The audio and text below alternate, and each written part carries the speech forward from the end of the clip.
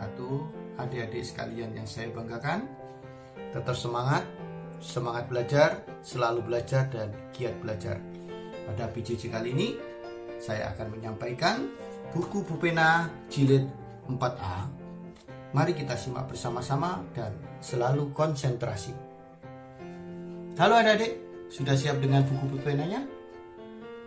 Mari kita buka bersama-sama halaman 3 pada tema 1, indahnya kebersamaan. Subtema 1, keberagaman budaya bangsaku. Pendamping pembelajaran 1 dengan pendalaman materi, gagasan pokok dan gagasan pendukung suatu teks. Jangan lupa menyiapkan stabilo atau penggaris dengan pensil atau dengan pulpen merah boleh, agar kita nanti bisa menandai mana saja kalimat atau kalimat-kalimat penting yang harus dihafal, yang harus dimengerti. Mari kita mulai membaca bersama-sama. Gagasan pokok dan gagasan pendukung suatu teks. Suatu teks terdiri atas beberapa paragraf. Setiap paragraf memiliki gagasan pokok dan gagasan pendukung. Gagasan pokok adalah kalimat penting. Ayo kita stabilo bersama-sama. Kita tandai dengan garis bawah. Saya ulangi lagi. Gagasan pokok adalah topik yang dibahas pada suatu teks. Gagasan pendukung adalah, nah ini juga kalimat penting adik-adik. Ayo kita stabilo atau kita garis bawahi. Saya ulangi lagi. Gagasan pendukung adalah uraian atau informasi tambahan pada suatu teks yang terletak pada kalimat penjelas. Diulangi lagi, nanti kita baca berulang lagi. Silakan adik-adik bisa mengulang sampai dimengerti dan sampai dihafal. Paragraf keduanya.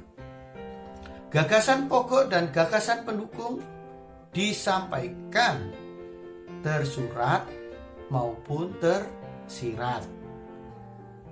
Secara tersurat, ingat kalau secara tersurat, gagasan pokok dapat ditemukan pada kalimat utama yang terletak di bagian awal, akhir, atau awal dan akhir paragraf.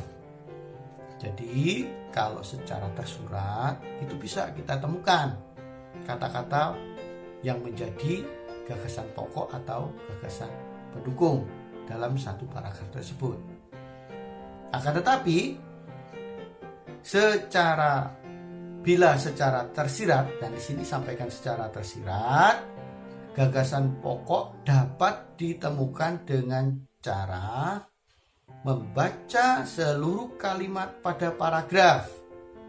Jadi adik-adik harus membaca dulu seluruh kalimat paragraf dan memahaminya, kira-kira yang menjadi gagasan pokok atau gagasan pendukung itu yang mana. Bagaimana caranya? Ada disampaikan seterusnya, yaitu untuk menentukan gagasan pokok dan gagasan pendukung suatu teks dapat dilakukan hal-hal sebagai berikut. Ingat, penting, stabilo. 1. Bacalah teks dengan seksama.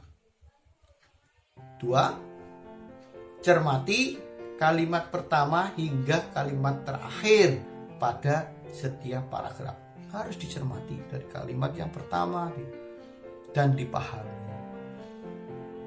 Dan pada saat itu, yang terakhir, yang ketiga, yaitu temukan kalimat utama dan kalimat penjelas dalam suatu paragraf.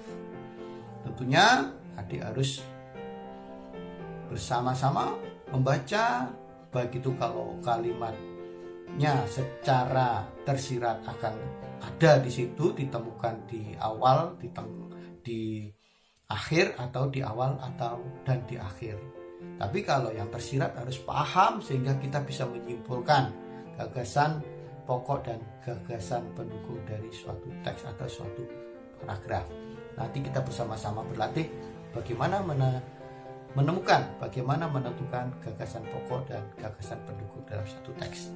Di sini di buku pena ada contoh yang berjudul batik. Untuk itu tetap bersama kami, tetap belajar bersama saya, dan tetap semangat belajar.